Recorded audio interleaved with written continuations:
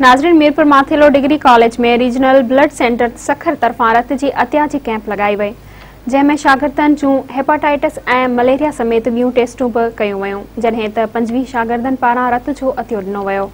वधीक तफ़सीलनि लाइ ॾिसूं था हीअ रिपोर्ट। जी नाज़रीन, मीरपुर माथेलो डिग्री कॉलेज में मौजूद आहियूं। हिते ब्लड बैंक सखर तरफ़ां रत जे अतिए जो कैंप लगायो वियो आहे। अचो त हिन खां वीचार वठूं त इंसान जी ख़िदमत में हुननि जो छा चवणु आहे। अस्सलाम वालेकुम।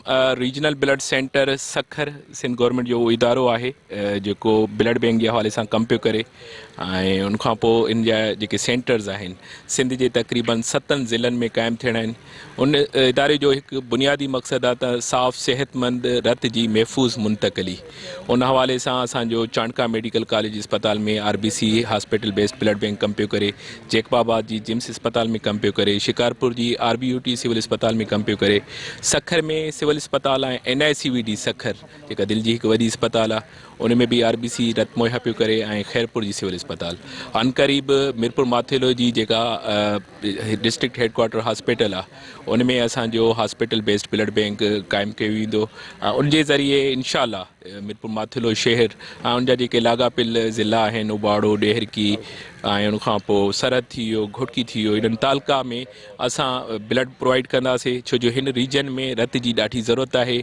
एक्सीडेंट ऐं ख़ासि तौर ते थैलेसीमिया जा जेके ॿार आहिनि महरूम रत जी सलाहियत खां महरूम, उन्हनि खे मुफ़्त रत मुहैया करण सां गॾोगॾु उन्हनि खे डोनेट कयो वेंदो। बिस्मिल्लाहिर्रहमानिर्रहीम। कल भी असांजे कॉलेज में लेक्चर हुयो त अॼु जेको टीम ई पहुती आहे। पहिरियों असांजे A क्लास इंटर जी क्लास आहे। अॼु A वारा छोकिरा हुया जेका उन्हनि मूं तक़रीबन 35 छोकिरा उहो उन्हनि हिते चेक करायो आहे, छो त उहो जेको रज़ाकाराना हिते पहिरियों उनजी टेस्ट बि थींदी आहे, स्क्रीनिंग टेस्ट थींदी आहे।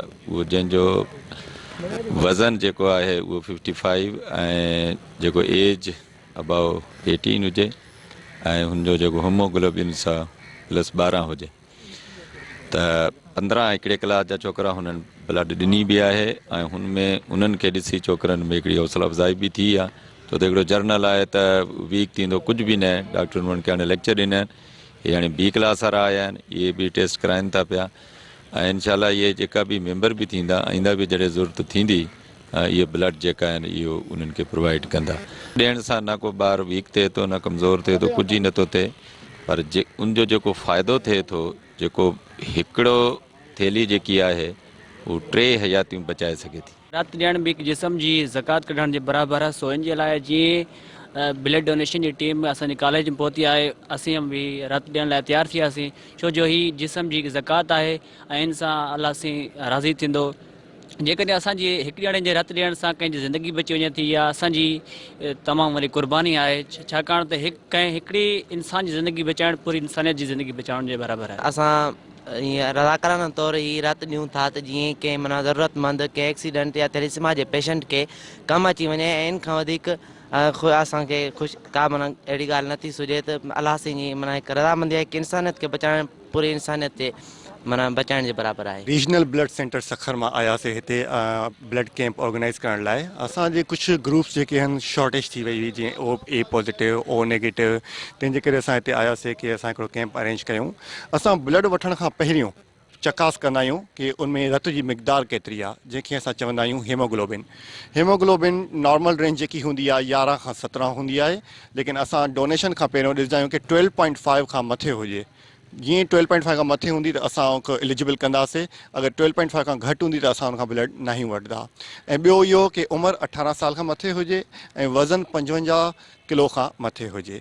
उन सां छा थींदो आहे, असां जेके टेस्टियूं कंदासीं उनमें तव्हांजो ब्लड ग्रुप ख़बर पइजी वेंदी आहे डोनर जी, hepatitis B, C, HIV, AIDS, syphilis, malaria, इहे सभु शयूं उनमें चकास थी वेंदियूं आहिनि। मोहम्मद कासिम करवड़, मेहरान TV, मीरपुर।